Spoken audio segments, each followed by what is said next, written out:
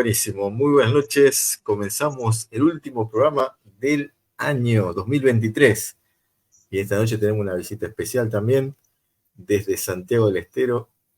Así que esta noche, como vieron en el flyer, va a estar David Ojeda y él nos va a compartir también su historia de vida. Así que bueno, último programa del año. Si Dios quiere, el año que viene nos veremos, quizás en este formato o en otro, pero bueno, vamos a poder seguir haciendo entrevistas a diferentes integrantes de iglesias, de comunidades cristianas y poder escuchar su testimonio de vida. Y en esta noche, bueno, ya vamos a comenzar. Está esperando David, así que vamos a darle la bienvenida. Buenas noches, David. Hola David, ¿cómo estás? Buenas noches para vos y para toda la audiencia de Conectados. Muchas gracias por la invitación de compartir este momento juntos. También muchas gracias porque te dispusiste para poder hacer ahora. La verdad que es una bendición poder tener también en el último programa. Quería terminar con alguien, digo yo, a ver, tengo a este hermano acá que le voy a preguntar si puede. Bueno, podrías haber terminado a otro nivel, pero bueno, es lo que hay, digamos. Pero la verdad que vamos a disfrutar la conversación y espero que también la audiencia lo haga, ¿no?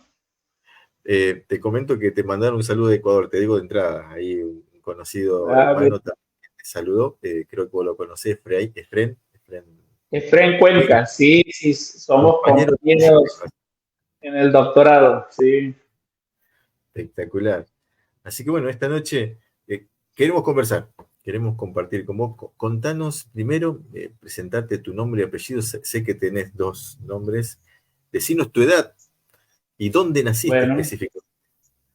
Bueno, dale, mi nombre es David Hernán y tengo un doble apellido que no es común en la Argentina, Ojeda Rojas.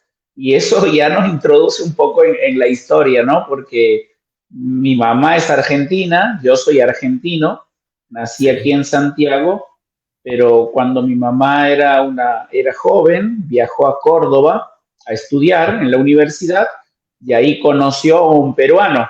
Entonces, mi papá es de Perú y lo usual en el Perú es utilizar 2 apellidos, como en muchos otros países de Latinoamérica, ¿no? Entonces, cuando mi papá nos anotó, a mis hermanas y a mí, a todos nos puso el doble apellido. El apellido de él primero, Ojeda, él es Ojeda Celi, y el apellido de mamá, segundo, que es Rojas. Entonces, es un poco, de entrada le llama la atención a la gente, ¿no? Pero nacimos todos mis hermanas y yo en la ciudad donde vivo actualmente, en La Banda, Santiago del Estero. No obstante, vivimos toda la niñez en Córdoba y, o digamos, mitad de la niñez en Córdoba y hasta los 12 años en el Perú. Porque, bueno, mi papá es ingeniero, fue a trabajar al Perú, en el sector del petróleo, al norte, al límite con el Ecuador, ¿no? Y, bueno, y entonces, siendo niños, vivimos allá unos 4 o 5 años. Wow, Victoria, claro, Ojeda Rojas. Y bueno, claro. Todo esto que nos contaste recién, seguramente también en tu vida tuvo un inicio, y quiero que de entrada que nos comparta un poco de tu historia en este aspecto también. ¿Cómo vos conociste a Dios? Naciste en un hogar que conocían al Señor, pero vos, ¿cómo conociste a Dios? ¿Cómo conociste al Señor? Bien, es interesante la pregunta y un poco creo yo que hace mérito mencionar en primer lugar a mi abuela. Si bien quizás no tiene de una forma muy directa que ver con mi encuentro con Dios personal, creo yo que ha sido un instrumento en manos de Dios como ha ido encauzando todo.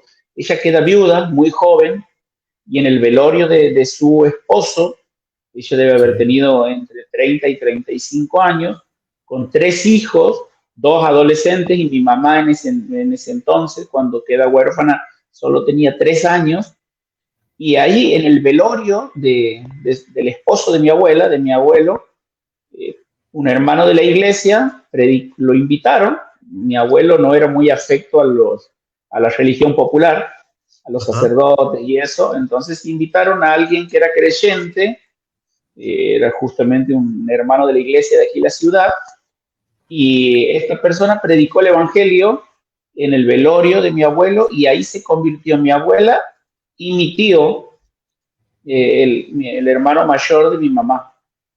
Entonces, de esa forma llegó al evangelio a la familia. Mi mamá, por distintas causas y su proyecto de vida, cuando terminó la secundaria se fue a vivir a Córdoba, y en Córdoba intentó entrar en la universidad, justo la carrera que ella había intentado, no tenía más cupo, que era fonoaudiología, entonces entró en otra carrera, y ahí en esa vida universitaria, quizás también huyendo un poco de su contexto familiar, conoció a mi papá. Era un noviazgo, mi mamá quedó embarazada de mí, y a los pocos tiempos se casaron y se vinieron a Santiago del Estero. Ese fue como, y es importante, ya vas a ver por qué, conocer cómo es el origen o cómo comienza la historia de uno, ¿no? Porque mi abuela le predica el evangelio a mi papá. Mi papá hace una manifestación de fe. Cuando vuelve a Córdoba, se integra en una iglesia local. Era la costumbre en la congregación que asistían en aquel entonces, que había como una dedicación de bebés, ¿no?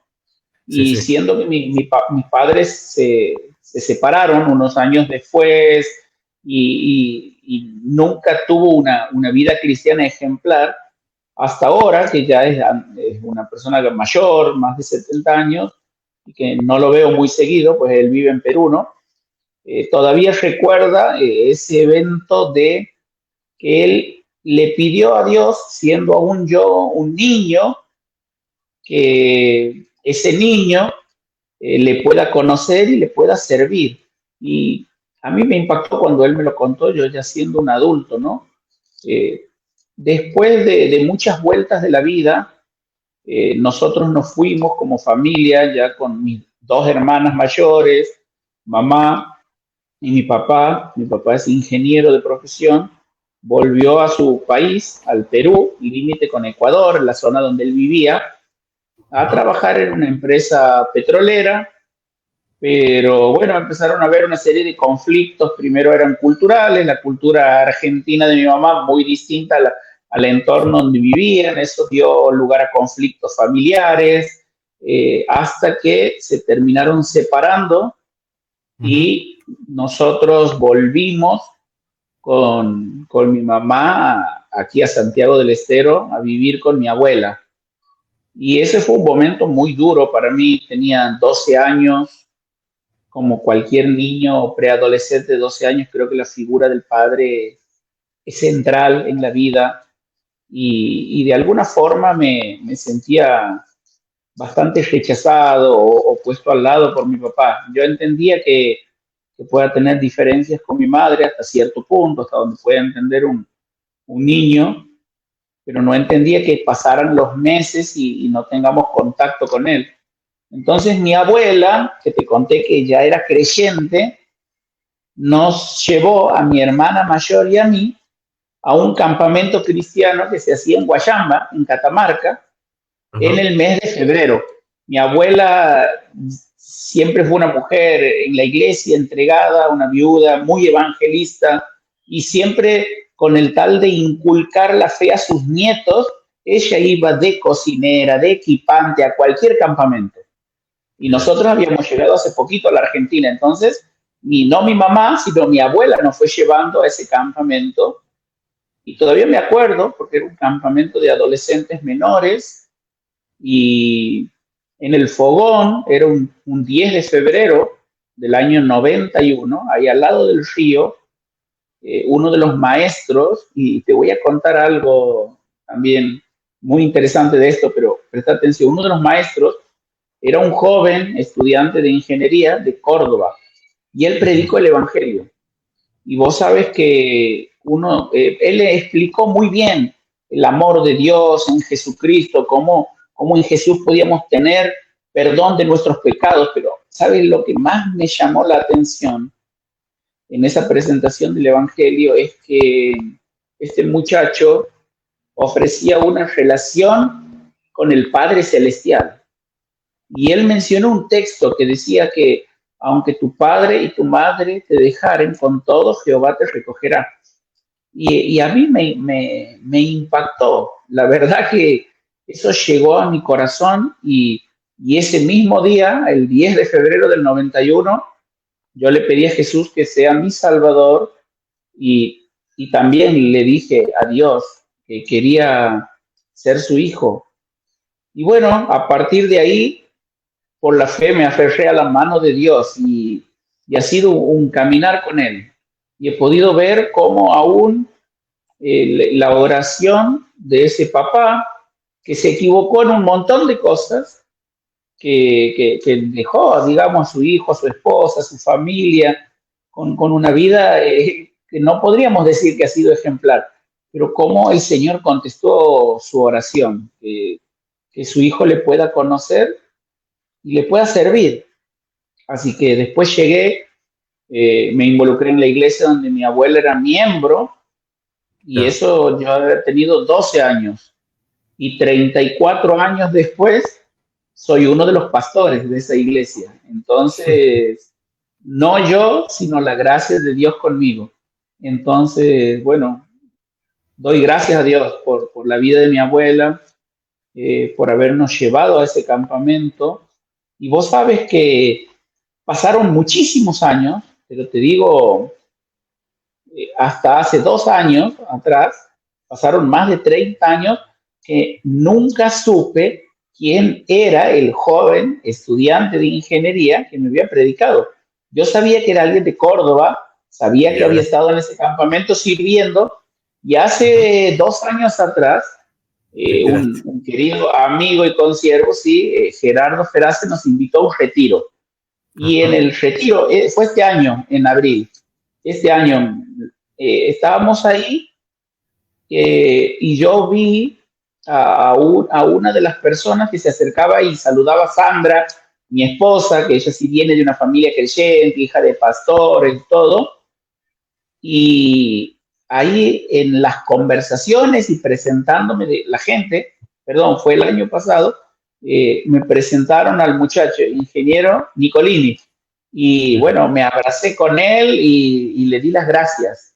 Le di las gracias por haber presentado el Evangelio de esa forma a un niño de 12 años en ese campamento. Así que bueno, muy agradecido a Dios por eso.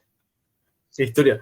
Me asombra la claridad con que te acordás de todo. O sea, se ve que retuviste todo, la información, todo lo que pasó en ese momento. Hoy, ¿qué edad tiene el predicador ese que conociste? Y él debe tener 50 años, 4 años más que yo. Así que, o por ahí quizás un poquito más, 52. O sea que si yo tenía 12 en ese momento, él quizás tenía 18, 19, ya estaba en la universidad. Pero era un grupo lindo de adolescentes sirviendo en un campamento. Y el Señor hace su obra y levanta fruto. Y es la gracia de Dios. David, quiero hacerte hablar 3 a 5 minutos.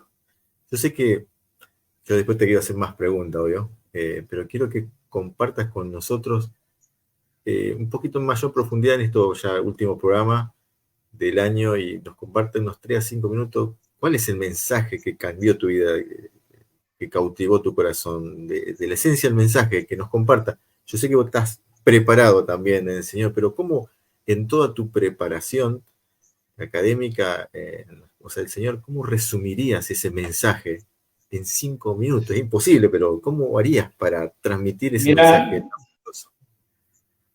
Yo elegiría un versículo que me encanta, que te lo voy a leer. Aquí tengo abierta mi Biblia, en Gálatas capítulo 1, versículo 4. Me gusta mucho la Nueva Versión Internacional, es muy clara, y dice así sencillamente: Jesucristo dio su vida por nuestros pecados para rescatarnos de este mundo malvado según la voluntad de nuestro Dios y Padre. Un versículo. Y sabes que en ese contexto tiene mucho que ver porque estos Gálatas estaban ahí sin poder precisar lo que vos me estás preguntando. ¿Qué es el genuino evangelio? Y Pablo en estas sencillas palabras le dice, mira, el genuino evangelio, el mensaje que cambia la vida, se trata de una persona, Jesucristo. Pero es una persona singular, es Dios interviniendo en la historia de la humanidad, es Dios hecho hombre, 100% Dios, 100% hombre. A veces hoy tenemos una idea bastante desfigurada de lo que es Jesús. Algunos dicen un gran profeta, un gran maestro, o no sé, un revolucionario, o hoy aún grupos de ideologías extremas han tratado de aferrarse a la figura de Jesús, pero dándole otro sentido. Pero el Jesús de la Biblia es Dios hecho hombre, Dios tomando la iniciativa y acercándose a nosotros. Pero el texto dice así, Jesucristo, el Evangelio es una persona, Jesucristo, dio su vida. El Evangelio también es un precio, porque Jesucristo no solamente vino a hacer milagros extraordinarios, a sanar enfermos, a resucitar muertos, a enseñar como solamente Jesús puede enseñar por esas parábolas memorables que tenemos registradas en los evangelios, sino que Jesucristo vino con un propósito establecido ya desde la eternidad pasada por el Padre, que era dar su vida.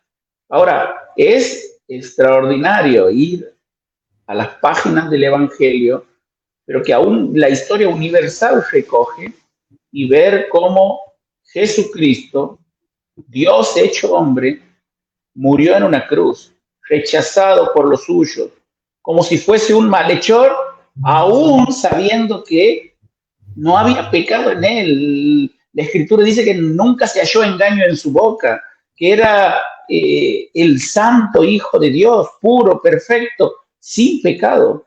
Ahora, lo extraordinario del mensaje es que él dio su vida y eso implica muchas cosas, porque la Biblia dice que la paga del pecado es muerte y todos somos pecadores y por lo tanto nosotros debíamos morir, pero él ocupó nuestro lugar, nos sustituyó en cierta forma. Fue él quien murió en la cruz y la ira de Dios fue sobre él.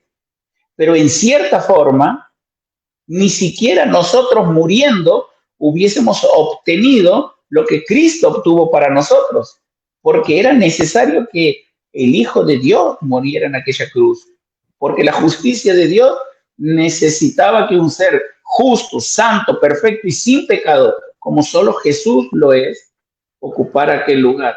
Entonces, el mensaje que cambia la vida, el Evangelio, se trata de una persona, Jesucristo, se trata de un precio, su vida, pero se trata de un propósito, para rescatarnos de este presente siglo malo.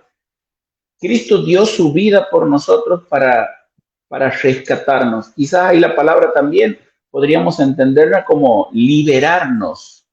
Y es muy interesante porque de cierta forma el hombre vive esclavizado por sus propios vicios, sus propios errores, su propio pecado. Viven muchos atados a cadenas del pasado, malas decisiones que le persiguen y no le dejan prosperar. Pero Jesucristo dio su vida por nuestros pecados. Ese es el mensaje transformador del Evangelio. Una persona, un precio, pero un propósito. Vino a darnos libertad, a traer esperanza al corazón, a poner la certeza de que un día, cuando nuestros ojos se cierren en nuestra existencia terrenal, se abran para disfrutar por la eternidad de la comunión y la amistad con el Padre. Y eso es algo extraordinario. Eso no solo nos da una nueva perspectiva para vivir, mirando hacia el futuro, sino que también transforma el presente. Y creo que ese es el mensaje completo del Evangelio. No es solamente que Dios nos garantiza un lugar en el cielo, sino que si yo elijo vivir la vida, aferrándome al poder transformador del Evangelio, ya puedo disfrutar de un pedacito del cielo aquí en la tierra y disfrutar de esa amistad, de esa comunión, de ese caminar con Dios gracias a los méritos de Jesucristo. Entonces, 3 palabras. ¿Qué es el Evangelio? Ese mensaje que transformó mi vida, la tuya, pero puede transformar la vida de cualquiera. Es una persona, Jesucristo. Un precio, Cristo, pero dando su vida, pero también un propósito para rescatarnos de este presente de condenación que todos los hombres arrastramos a causa de nuestra condición de pecadores. Muchas gracias por hacer un resumen tan poderoso mensaje, la verdad que muy sencillo. Y para seguir conociéndote, David, en este tiempo, ¿cuál es la dirección de la iglesia, por ejemplo, en Santiago del Estero? Porque hay gente quizás puede verlo de diferentes lugares y un día anda por donde vivís y conocer el lugar donde estás pastoreando también hoy en la iglesia. ¿Cuál es la dirección de la iglesia donde estás? Bueno, Santiago del Estero es el nombre de la provincia y hay un solo conglomerado urbano grande, pero son 2 ciudades en realidad divididas por el río Dulce. Y la iglesia nuestra está en la ciudad de La Banda, no en la ciudad capital de Santiago. Entonces, ahí en la ciudad de La Banda, la iglesia nuestra en las redes sociales, todo la pueden encontrar como ICE, que son las siglas de Iglesia Cristiana Evangélica, ICE de La Banda. Su dirección es calle San Lorenzo, 379. Y bueno, es una linda iglesia en la que el Señor me ha permitido integrarme desde recién nacido en la fe hasta ahora, con mi familia, por parte de mi mamá, mis hermanas, toda la familia de Sandra, mi esposa, con mis propios hijos y de toda la familia de la fe. Así que, bueno, tenemos ministerio el domingo, un culto central que se llama Encuentro con Dios, que es el domingo por la noche. Santiago es muy caluroso, mucho más caluroso que Santa Fe y todos otros lugares del país. Es muy caluroso y aquí culturalmente los cultos son tarde por la noche. Aún la religión popular abren las iglesias los domingos a la noche, son los cultos más asistidos. Y en nuestro caso no es la excepción. Así que tenemos la reunión los domingos por la noche, pero durante la semana funcionan decenas de grupos pequeños. También durante el año ministerios para niños, preadolescentes, adolescentes, jóvenes menores, jóvenes mayores, matrimonios, hombres, mujeres, un ministerio deportivo también que se llama Fe, Fútbol y Evangelismo. Tenemos un campus como de 3 hectáreas más o menos y ahí tenemos campo deportivo, una pileta, un centro de usos múltiples. Y bueno, justamente hoy hay un campeonato de fútbol y en este momento pues ya debe haber terminado, pero se ha estado predicando el Evangelio también. Así que bueno, están las puertas abiertas para cuando nos quieran visitar. San Lorenzo 379 La Banda. También equipado entonces en ese lugar. Tenemos un colegio también. Sí. Un colegio, Alfredo Furni, si no mal recuerdo. No, ese es el colegio del que van mis hijos, que está en Santiago. Y nosotros hace 7 años, 8 años aproximadamente, comenzamos un colegio cristiano evangélico en La Banda. Se llama Colegio Betel. Y por ahora tenemos el jardín, que tiene sala de 3, de 4 y de 5 años. Y después el primario, que va aumentando un grado de acuerdo al crecimiento vegetativo de la edad de los niños. Entonces, este 2024 que va a comenzar en pocos días, también va a iniciar el 7º grado ya del colegio. Así que vamos a tener jardín completo y primaria completa, gracias a Dios. Así que, bueno, también es un lindo ministerio para integrarnos a la sociedad y alcanzar a las familias que nos confían sus hijos. Me sigo acordando del inicio de lo que me contaste, nos contaste a todos los que van a ver esto también, a tus 12 años escuchaste el Evangelio, todo un proceso para Dios llegar a tu vida, toda una historia de trasfondo que nos contás también. Pero también quisiera que nos cuentes cómo fue el proceso de llegar al pastorado. Dios te habló a través de un versículo, alguien te aconsejó, vos cómo tomaste ese desafío, vos, tu familia, ¿cómo fue ese proceso para llegar a ser anciano en la iglesia donde llegaste a conocer al Señor y ahora sos pastor? ¿Cómo fue?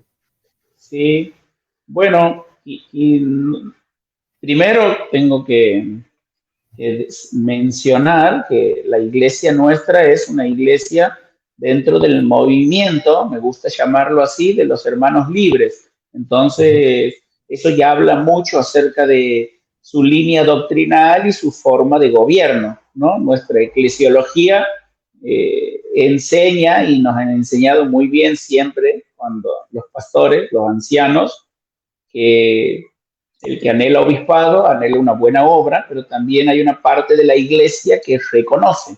Entonces, pienso que al mismo proceso que Dios va obrando en el corazón de la persona, como ha sido en mi caso, también va obrando en el corazón de la iglesia.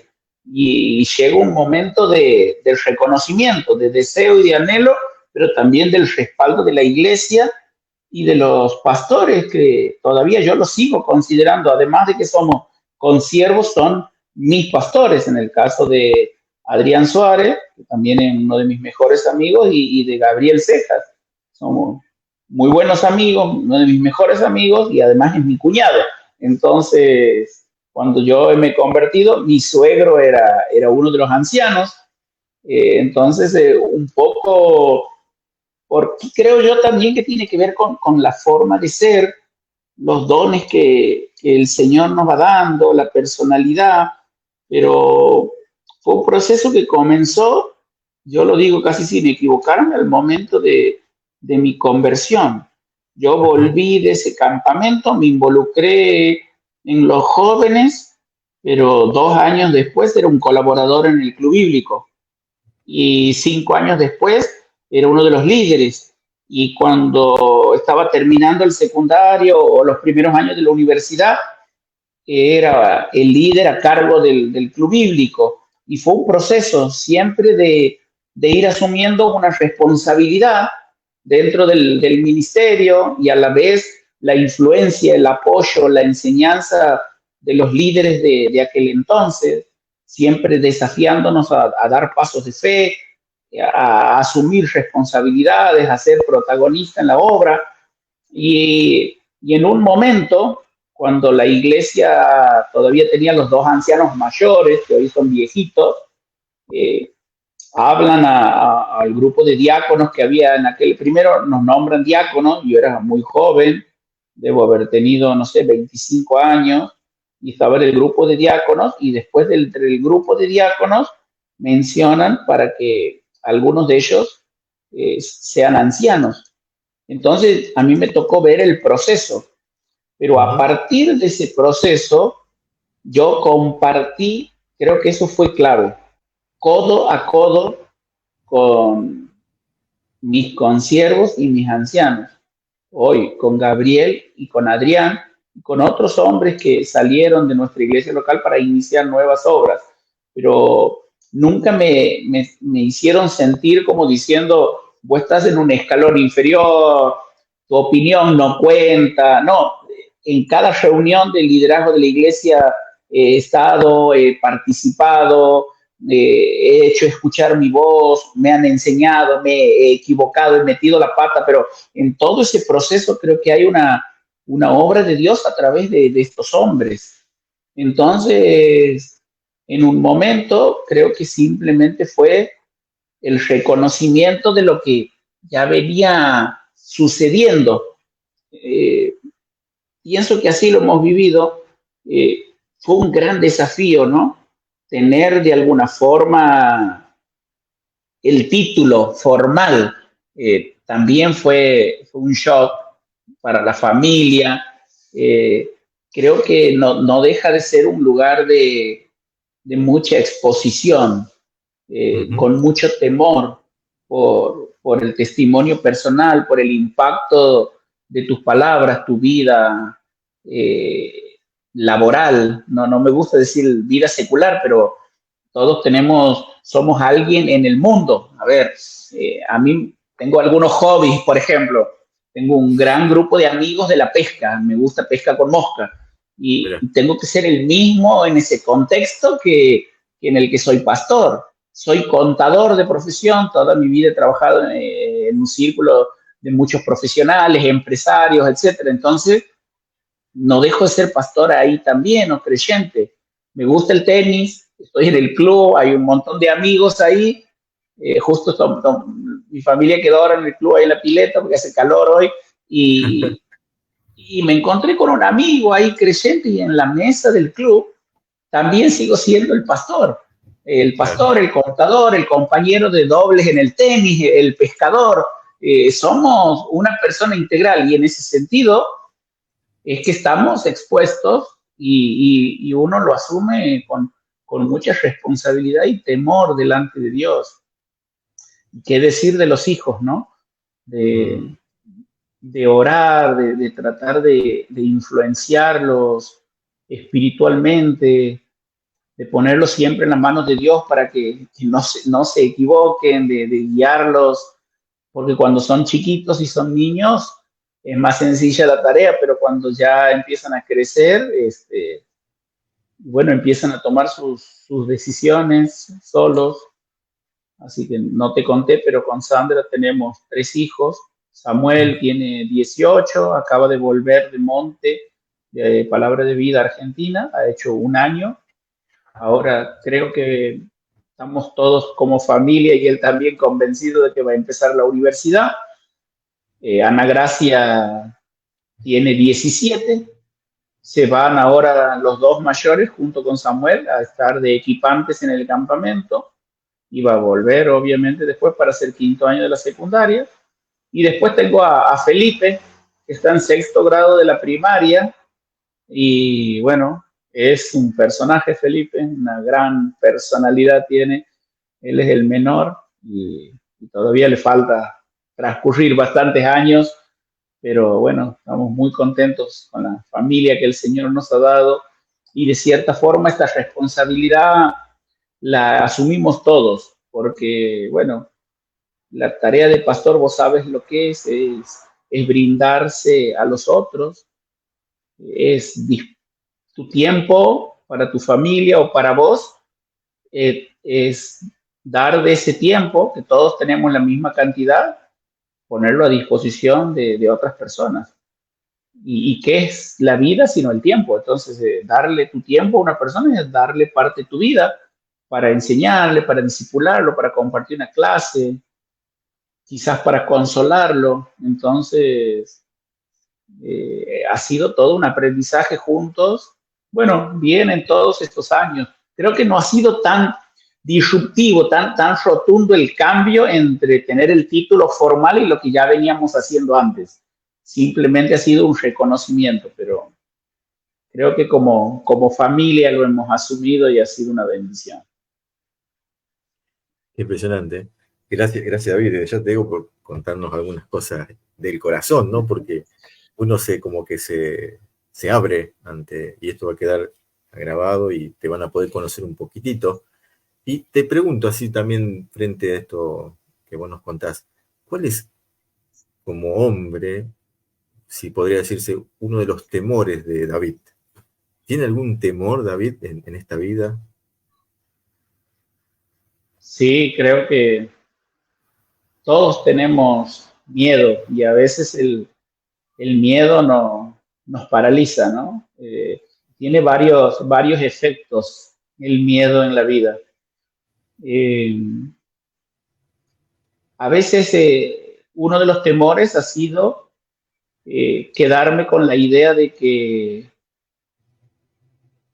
quizás es muy profunda la pregunta, pero es quedarme con la idea de esto es todo lo que tienes para mí, Señor, Ujú. o tienes un paso más allá. A ver, me recibí, estudié en la universidad, a los 24 años me recibí, después me seguí formando profesionalmente y toda mi vida trabajé en el ejercicio de mi profesión. Ese ha sido el medio por el cual el Señor nos ha sustentado, y mi esposa también. Ujú. Pero no soy ciego a la competencia por el tiempo, por los recursos, por la dedicación que exige un trabajo profesional al nivel, digamos, o en el sector donde a mí me ha tocado ejercer mi profesión. Una vez un empresario que me contrató para ser gerente de administración, es conocida, la gaseosa está aquí en la banda, la central, y se la fundó aquí, se llama Gaseosa Seco, no sé si la Sí, conozco, pero creo que hoy sí, está sí, en la camiseta de fútbol de un montón de equipos. Bueno, a los conocido. 30 años me tocó ser gerente de administración de esa empresa, una empresa muy grande.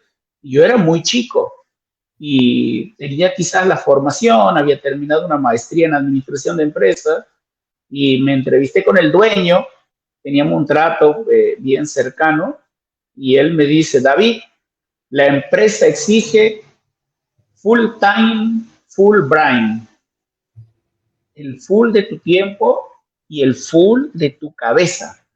Y Ajá. entonces, ese ha sido mi temor. Yo me considero pastor y siervo del Señor así, con ese mismo término, full time, full brain, pero no soy Mm, ciego a la competencia.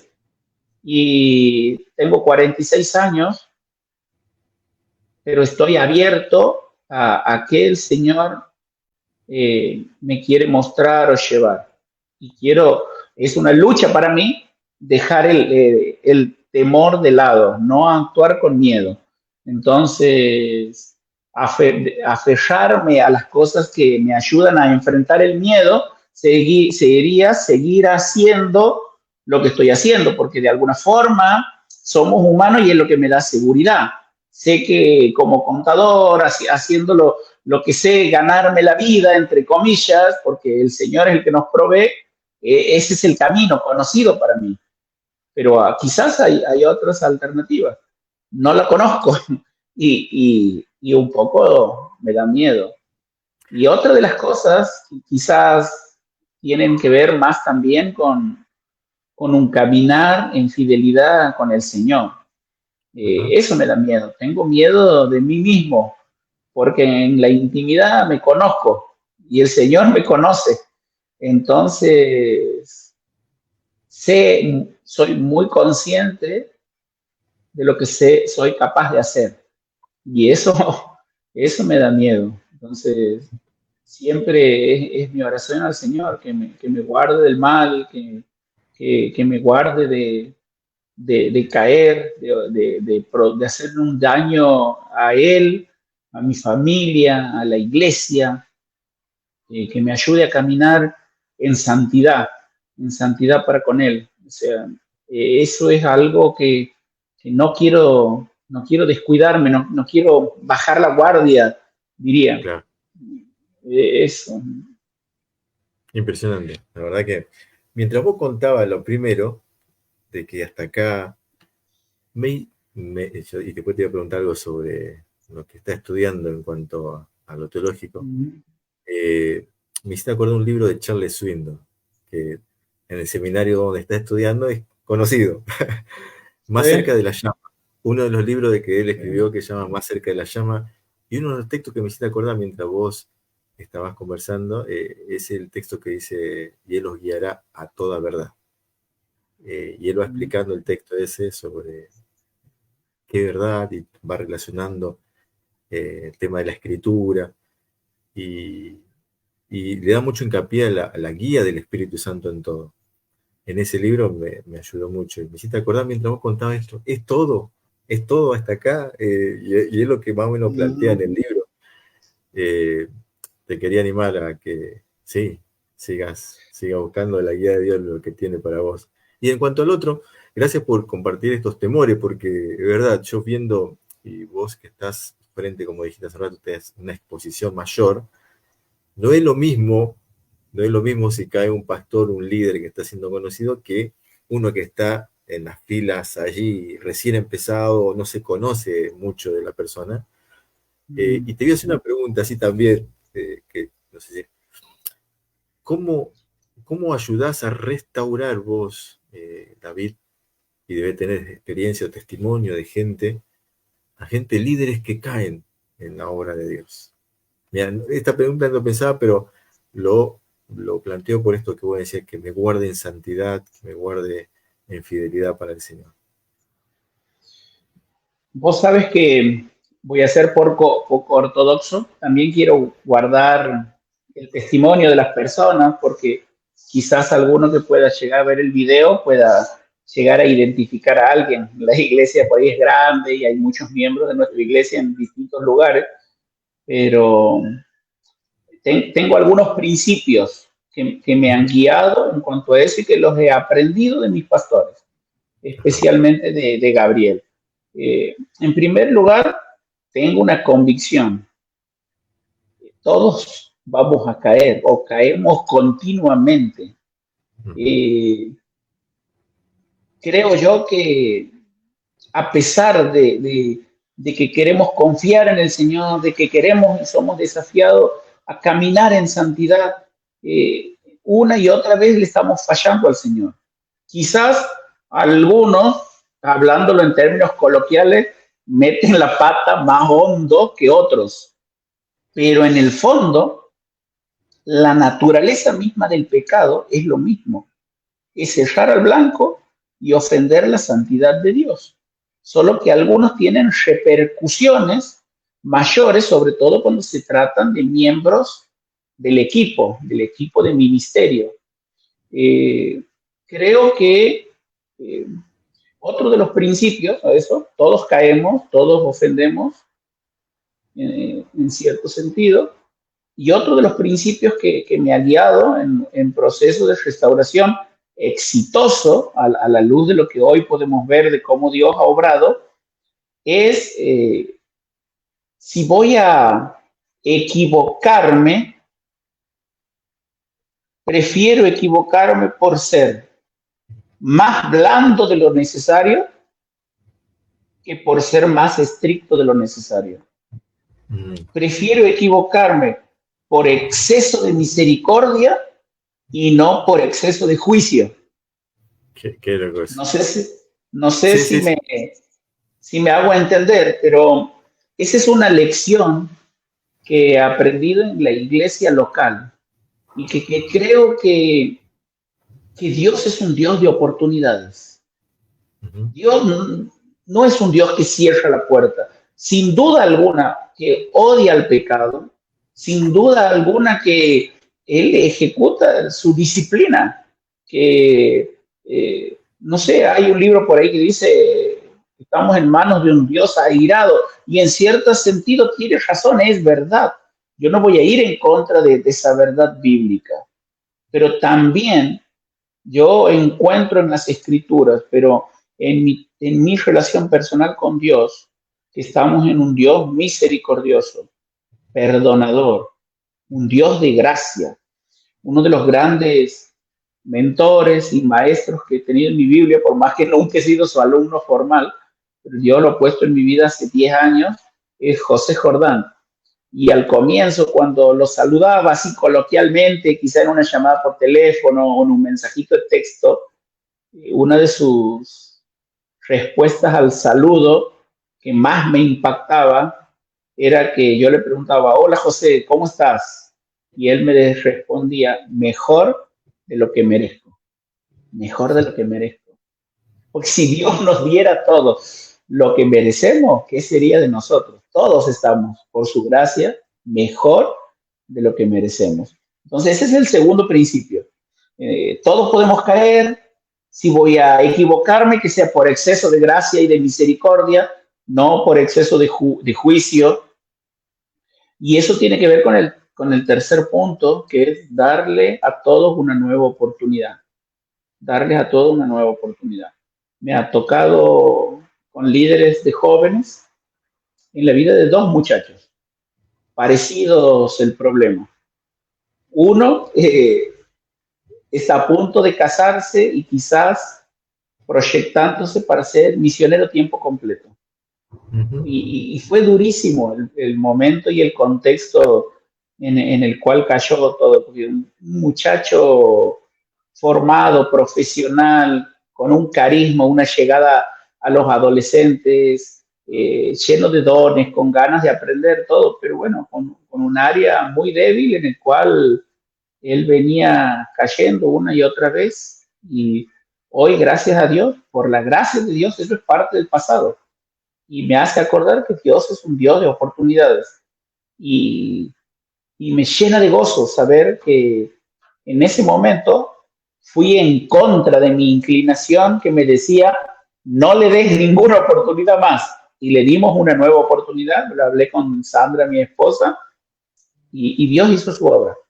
Y después me acuerdo de otro muchacho, un poquito más grande quizás, en un contexto parecido, en una conversación muy dura que tuve con él, y en la cual fui bastante con juicio y con poca misericordia, pero le dije, si sigues así, esto va a ir mal y va a terminar mal, pero que hayan pasado el tiempo, haya Dios hecho una obra en su vida.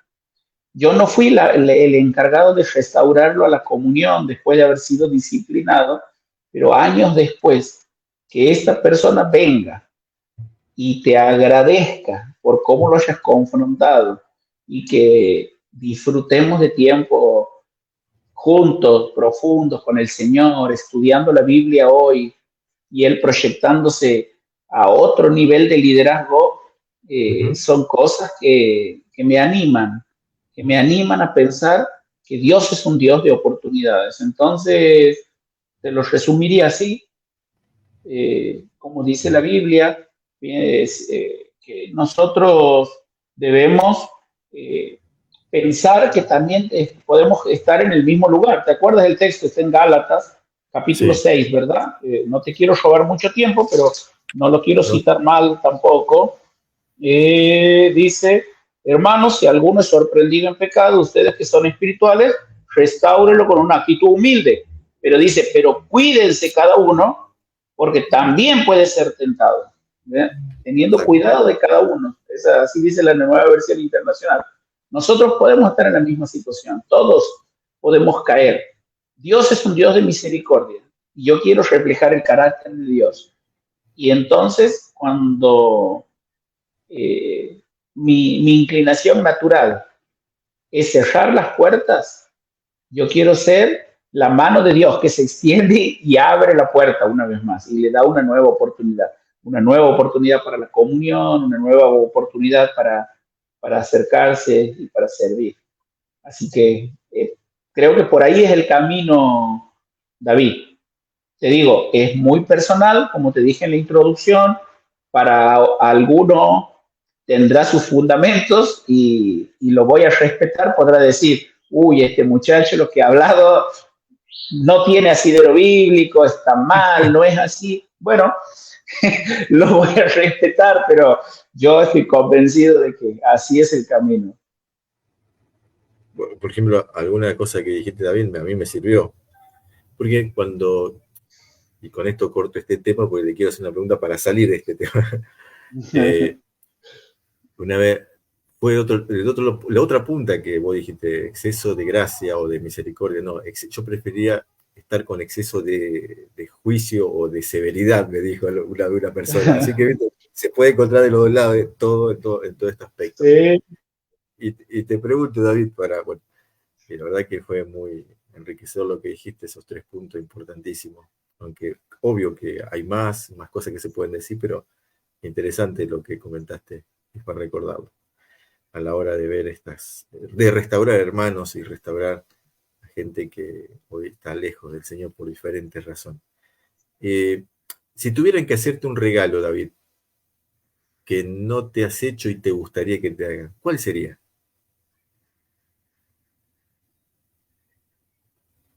Depende, sí, pero creo que rondan siempre en las cosas que a mí me gustan, digamos, o sea, a ver, soy muy predecible en ese sentido.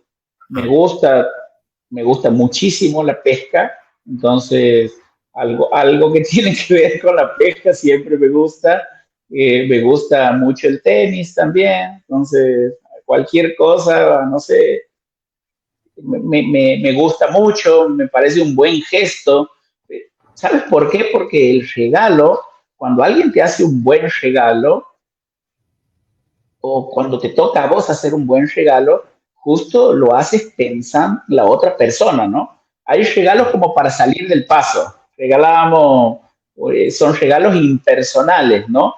Pero, por ejemplo, puede ser un pequeño gesto, te digo una vincha, ponele, no tengo pelo largo, nada, pero una vincha, una muñequera de tenis, por más que sea un regalo pequeñito, todo, tiene que ver con lo que a mí me gusta. Entonces es significativo. Y en tercer lugar, libros. Me encantan los libros, entonces siempre, por ejemplo, tengo mi cuñada que tiene la familia en Londres, es casada con un inglés, y a mí me gusta mucho escribir, inclusive. Y hay unas libretas que se llaman Moleskine, es la marca, que había un escritor norteamericano que las hizo famoso, Ernest Hemingway.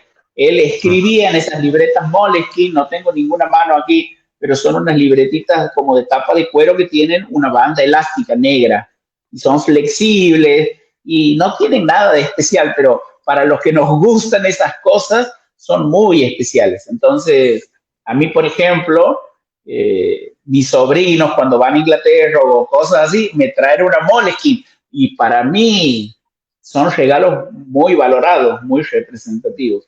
Entonces, pero siempre van por esas cosas, así. O libros, o algo de pesca, o algo de tenis, me gustan. Espectacular, espectacular. Ya sabemos. Te hago una pregunta, ¿cómo es un poco esto de la vida personal? ¿Cómo es la vida devocional de David Ojeda? ¿Cómo es? Vos estás haciendo preguntas muy, muy controversiales para la forma de pensar de David Ojeda. A ver, no quiero ofender a nadie, pero voy a ser transparente. Yo descreo de las lecturas devocionales.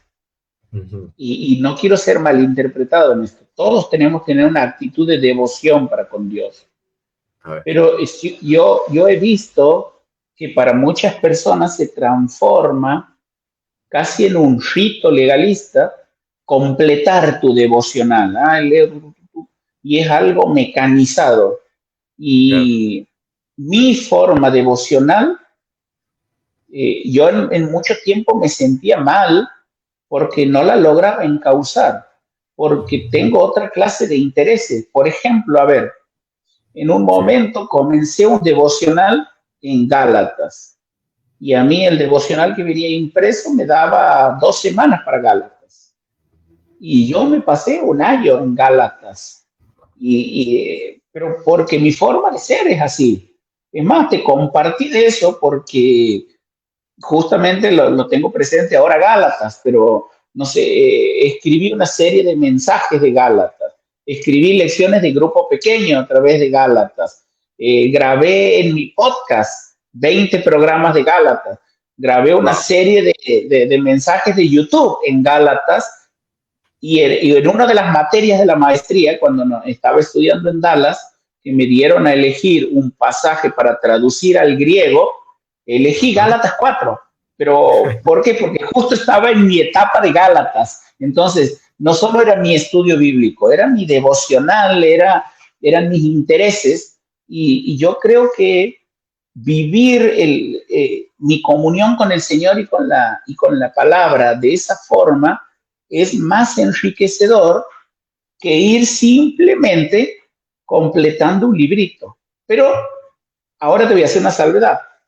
Sí. Depende del desarrollo y la madurez espiritual en tu caminar con el Señor que tengas. Quizás para un creyente recién convertido es esencial el devocional que te va guiando día a día, porque todo es un nuevo descubrir. Y ahora son muy lindos, por ejemplo, los devocionales Palabras de Vida, porque tienen el comentario, entonces te introducen en el tema, te ayudan a sacar una aplicación más práctica si no estás muy muy ducho, como decimos en Argentina, en eso, entonces es esencial. Pero llega un momento, creo, en caminar con el Señor, que eso que en un momento fue esencial puede volverse contraproducente. Por eso, te repito, has tocado un tema controversial, para mi manera de verlo, ¿no? Pero yo creo que es fundamental eso, es permitir que el Señor te hable y hablar con el Señor.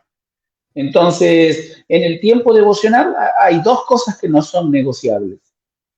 Que el Señor te hable, y Él ya habló por medio de la Biblia. Sí. A mí me hace gracia por ahí cuando hablo con los jóvenes, porque continuamente les estoy hablando de la importancia de leer libros cristianos, leer la Biblia, etcétera. Y muchos que te dicen, David, esta es otra generación, a mí no me Claro. gusta leer. Y yo les digo así, entonces estás en problemas, ¿sabes por qué? Porque a Dios le gusta escribir. Y si a vos no te gusta leer, quiero decirte que estás en relación con un Dios al que le gusta escribir. Y Él, su palabra la dejó escrita para que la leas. Entonces Dios te habla por medio de la palabra. Eso es no negociable en un tiempo devocional. Y el segundo componente que no es negociable es hablar con el Señor. Y bueno, creo que ahí todos estamos en deuda, ¿no? Porque creo que a veces la vida de oración nos avergüenza, pero es un desafío constante en mi devoción, hablar y que el Señor me hable, hablar con Él y que el Señor me hable. Y ahí va el enriquecimiento de la vida cristiana. Te hago una pregunta bien personal. No sé si va a ser controversial, pero es una pregunta que podés responder con sí o no. No sé, sencillo. Eh, en- Desde que te convertiste a Cristo, ¿cuántas veces pensás que leíste la Biblia ya? No sé si lo tenés disciplinadamente contado o no, pero más o menos. No, vos sabes que yo soy lector compulsivo, David. Entonces, ha habido etapas que me proponía leer la Biblia y la debo haber leído. No te voy a exagerar, pero estoy seguro que ha habido años en que la he leído 5 o 6 veces completa en Mm, el año, en el claro, año. Y después ha habido otros años en los cuales he estado muy focalizado en una parte de la Biblia y no en leerlas completas. Pero sí la he leído varias veces completa, no te sabría decir cuántas, y esa disciplina empezó en el club bíblico, con los concursos, ¿no? Que nos ayudaban a establecer hábitos piadosos. Creo que de adolescente, los años que estuve en el club bíblico, de los 14 a los 17, 18, por lo menos la leía una vez al año completa. Y bueno, y después ya me quedó el hábito. Pero estos últimos años que he estado con mucho tiempo, no es una excusa, pero es la realidad, con mucho tiempo absorbido estudiando la Biblia en algunos estudios más conducidos, más formales, no la he leído de tapa a tapa, como la leía cuando antes, digamos, cuando más joven. La he leído más focalizado. Eh, Así que bueno, esa ha sido mi experiencia. impresionante. Mira, David, ya el programa es el último programa del año y la verdad que ha sido que eso pasó volando. Para mí ha sido enriquecedor hablar, charlar esto y no te conocí nada, diríamos, poquitito. Y creo que también lo que van a escuchar de tu vida también va a decir poquitito. Eh, Tengo tantas preguntas para hacerte, pero claro, se nos fue el tiempo, pasó volando el tiempo. Quería preguntarte un poco, y no quiero olvidarme esta pregunta, un poco relacionarlo con lo que vos ya estudiaste. Eh, ¿Te sirvió para conocer más el estudio de la Biblia, en estudiar en institutos, seminarios reconocidos? ¿Conociste más al Señor? Sin duda, sin duda, un sí rotundo. Y vos sabes que en mi adolescencia, muchos de los jóvenes de mi iglesia iban a estudiar al Instituto Bíblico. Y era una decisión difícil, no era barato para alguien que iba del interior a la capital argentina, viajar a 1.200 kilómetros a monte. eh, entonces, en ese momento, mi familia me apoyó para estudiar en la universidad, que aquí sí teníamos una universidad, después tuve una beca, pero te soy sincero, me quedó como un gusto a que si bien leí muchos libros, tuvimos muy buenos maestros de la Biblia, me prestaban los apuntes del Instituto Bíblico, al no haber estudiado en el Instituto Bíblico, y creo que ya tenía como 35 años, 10 años atrás, nunca había tenido un estudio formal de la Biblia. Y bueno, justo se dio que lo conocí más en profundidad José, y José me desafió a estudiar en Southwestern una primera maestría, y veo cómo el Señor estuvo en el control del proceso, ¿no? Porque fue una primera maestría linda, una maestría en estudios teológicos, en el cual también me permitió evaluar toda la formación que yo no era consciente que había recibido de la iglesia, de los libros, de las visitas de maestros que nos habían visitado en la iglesia. Claro. Eso me sirvió mucho. Pero cuando terminé ahí en Southwestern, decidí comenzar en Dallas. Y la verdad que estudiar en el Seminario Teológico de Dallas fue una gran bendición espiritual para mí. Muchas materias en general, pero quizás hubo un par de materias, y mira, en Dallas tuvimos grandes profesores de teología, por ejemplo, hay una materia Reinos y Pactos, que las clases grabadas con Pentecost, espectacular, o cosas así. Pero una de las materias que yo más valoro fue una materia que se llama formación espiritual. Son dos en realidad, 1 y 2. Y era con un hombre, Jay Adams, el profesor, el doctor Adams, un hombre espiritual, un hombre de Dios, un hombre que nos desafió continuamente a no solo llenarnos la cabeza, sino a dejar que Dios nos llene el corazón. Y me desafió a conocer la palabra de Dios y al Dios por medio del estudio de la palabra de una forma más profunda, sin dudas. Y bueno, después que terminé de Dallas, continué y estoy en la mitad del proceso en un doctorado. Así que ahora acabo de hacer un cambio en el doctorado, quizás eso puede ser como un motivo de oración. Comencé el doctorado en liderazgo, un doctorado en ministerio, DMIN en la sigla, en liderazgo. Es un doctorado más bien, como dicen los americanos, profesional, enfocado a la labor del ministerio. Por ejemplo, como pastor de iglesia, algo en ese sentido, es lo que yo ya estoy sirviendo. Pero ahora me he cambiado a un doctorado más académico. Es un PH, por las siglas en inglés, PhD, que es Philosophy Doctor, que es un liderazgo más bien con una proyección para enseñar. Y yo creo que el Señor, en su gracia, o como todos los dones, totalmente inmerecido, pero creo que el Señor me ha dado un don de enseñanza y una pasión por enseñar también.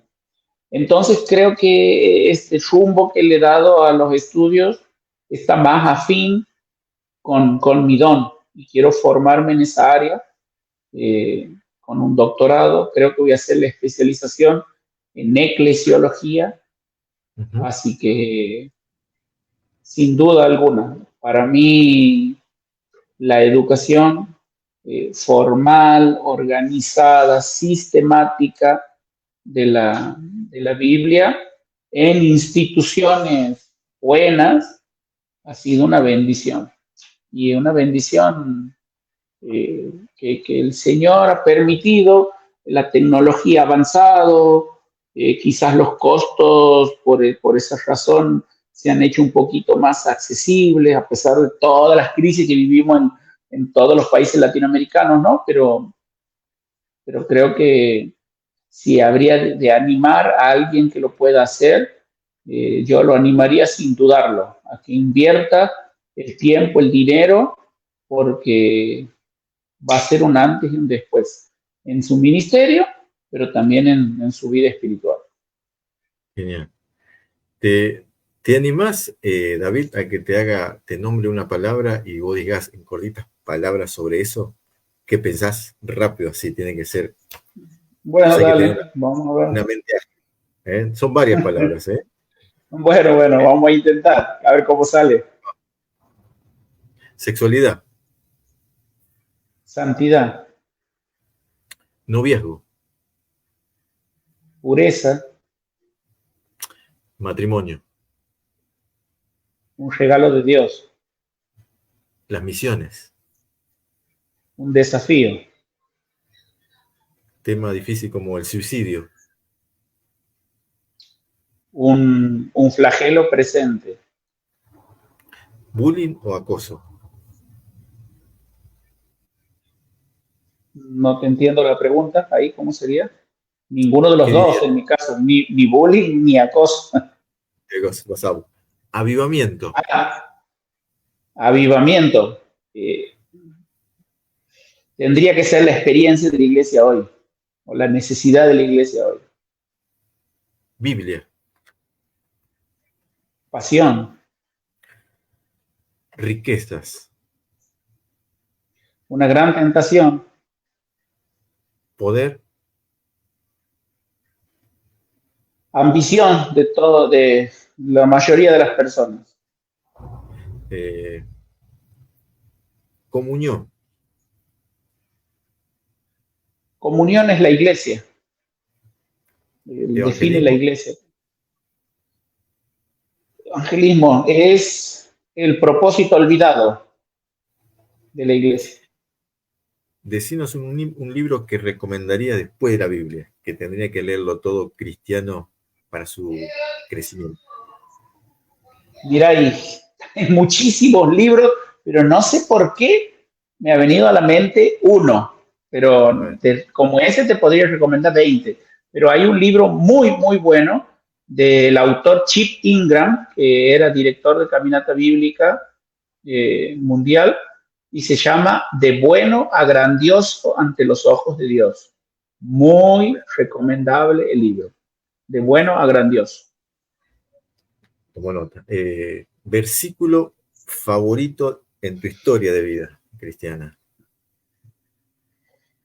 Y también es difícil de elegir, y como ahora leo muchas versiones de la Biblia, es difícil de citar, pero Filipenses 1:6 ha sido recurrente en mi vida una y otra vez, y te lo leo ahí, estoy en la NBI, estoy convencido de esto: el que comenzó tan buena obra en ustedes, la irá perfeccionando hasta el día de Cristo Jesús. Personaje de la Biblia que más admirás después de Jesús. Esdras, ese te lo digo así, sin Mirá. dudar. ¿Y la historia preferida de la Biblia que vos puedas destacar en tu vida y que te ayudó mucho? La historia, en realidad son historias que ha contado el Señor Jesús, pero la verdad que me emociona hasta las lágrimas. Dos te voy a decir: la historia de José y la historia del hijo pródigo en Lucas 15.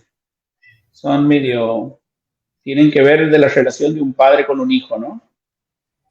Si tuvieras que hablar de la juventud de hoy, ¿qué temas le hablarías al corazón?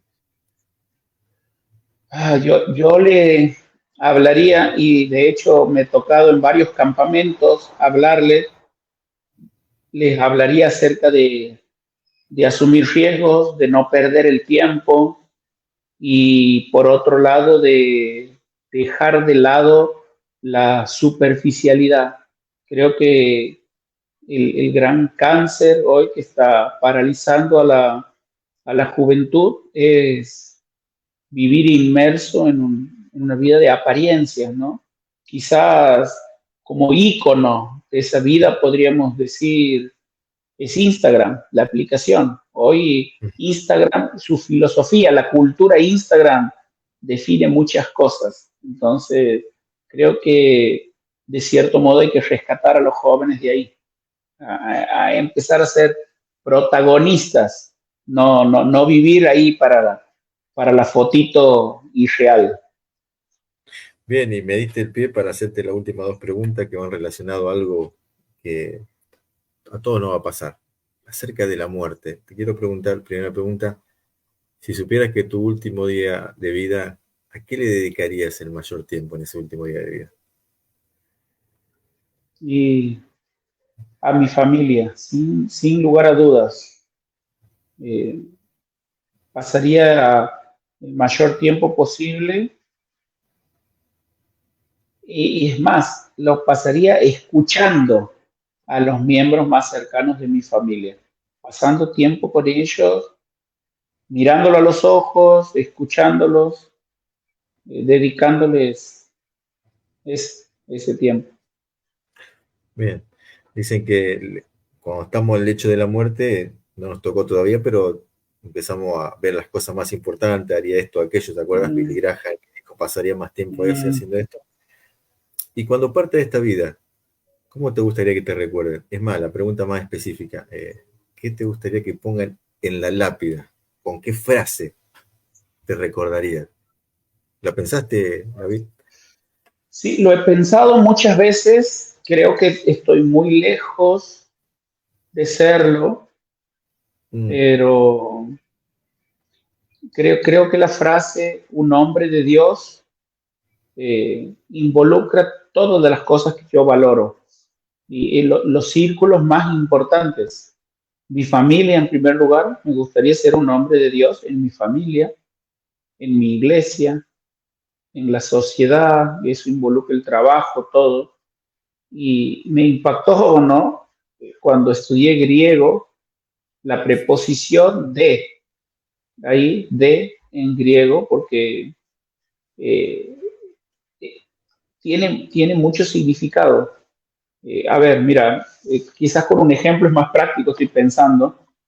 a ver, Esta es la Biblia de David, indica pertenencia, ¿no? claro, Pero esta Biblia es de Estados Unidos, indica procedencia, viene de Estados Unidos. Pero además, esta Biblia es de estudio, indica propósito. Y ser un hombre de Dios es un hombre que procede de Dios, que le pertenece a Dios, pero cuyo propósito se encuentra en Dios. Entonces es una idea muy profunda, ser un hombre de Dios. Es claro, estar realmente compenetrado con la persona y la misión que Dios tiene para cada uno de nosotros. Así que sin dudas que esa sería una frase y estoy, creo que dando los primeros pasos recién, pero tanto camino por recorrer y Dios quiera que, como te mencioné en mi versículo lema, ¿no? Filipenses 1:6, que Dios cumpla su propósito en mí, que termine su obra. Bueno, el Salmo 137:8 creo que dice, sí, Jehová cumplirá su propósito en mí, muy relacionado a Filipenses 1:6. Así que, bueno. Kelly, la verdad que qué bárbaro. Pasó una hora y algo conversando con vos, pasó volando y fue enriquecido. Espero que todos los que puedan escuchar también este testimonio puedan ser enriquecidos y los que aún no conocen a Cristo también puedan escuchar el testimonio de David y poder considerar ir y gustar también del Señor como un día lo hicimos también y conocerlo. Eh, en mi deseo que también pueda escuchar las palabras del Señor, David, buen siervo fiel, sobre poco has sido fiel, sobre mucho te pondré. Que el Señor pueda seguir usándote. Gracias por tu tiempo.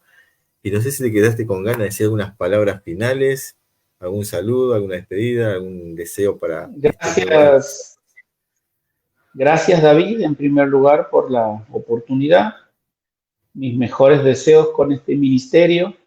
Mi anhelo es que cada una de las iniciativas de los hijos de Dios sirviendo este mundo puedan causar un impacto para salvación de unos, edificación de otros, de su iglesia.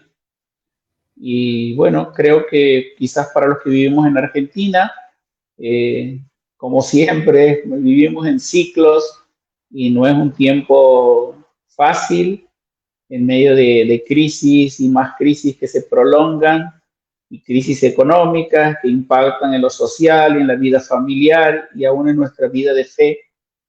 Que no desmayemos, que nos aferremos al Señor, que tengamos los ojos puestos en Él. Él no desampara a sus hijos ni a su iglesia y que toda crisis es una oportunidad para servir a otros y alcanzarlos con el Evangelio. Entonces, mirar como el Señor miraba, ¿no? Aquellas multitudes. Él se compadecía dentro de sí y les miraba porque sabía que podía acercarse a ellos para suplir sus necesidades. Así que te animo a eso, que en lo que resta de este año podamos tener una mirada compasiva, como el Señor, y mirar así a las personas y traerles una palabra de esperanza. Amén. Muchas gracias, David. Gracias por tu tiempo. Un saludo para tu familia. Feliz año nuevo para todo eso. Un saludo para la iglesia y en la banda. Y bueno, que pasen un lindo tiempo juntos al despedir este año y comenzar uno nuevo, que el Señor hace que, como cada día, es nueva su misericordia. Y vamos a comenzar un nuevo año haciendo lo que Dios quiere, ¿no? Un abrazo Amén. grande, Muchas David. gracias y también para todos ustedes. Muchas bendiciones en todo. Gracias. Gracias. Terminamos nuestro último programa del año 2023. Y Dios, qué año que viene estaremos en este formato. Otros con una idea que me dio, por ejemplo, David, algún tema controversial de vez en cuando, para hablarlo y charlarlo desde la perspectiva bíblica. Así que saludos para todos. Si Dios quiere, el año que viene nos veremos en enero, febrero, marzo, a una fecha, donde también vamos a tener diferentes entrevistados y conociendo historias de vida, como lo hicimos durante estos años. La verdad que Dios lo bendiga y que tenga un lindo año. Nos vemos y seguimos conectados. Bendiciones hasta todo. Hasta siempre.